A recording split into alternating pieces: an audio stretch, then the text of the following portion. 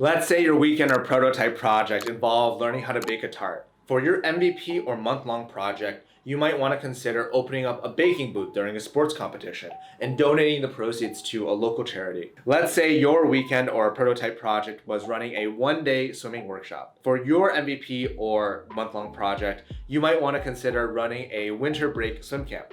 We've already talked about growing your impact, but now let's talk about how that's actually achieved.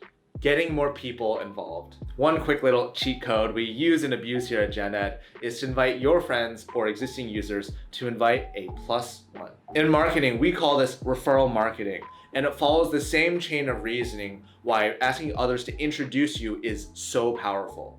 Whatever you're selling is going to become infinitely more attractive when their friends rave about it to them. But although we keep mentioning this in our past videos, this isn't just about customers and impact. Rather, we want to start thinking about how we can get people involved in all types of roles. While users are one source, it's also worth looking into getting a mentor or accountability buddy. Maybe your chemistry teacher ran a restaurant back in the day, or maybe you have a friend who is really invested in your project and you need someone to keep you on track.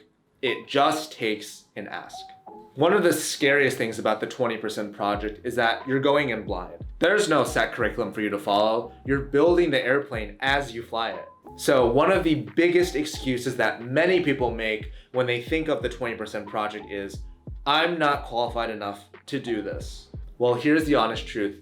You are never going to be qualified. We all have to have started somewhere. Michelin chefs have to have never held a knife before. Formula One drivers have to have also studied for their driver's test. You and them are no different. So what distinguishes the greats from the normals? As the pronoun goes, the master has failed more times than the beginner has ever tried. Don't let that fear of not having a guide deter you.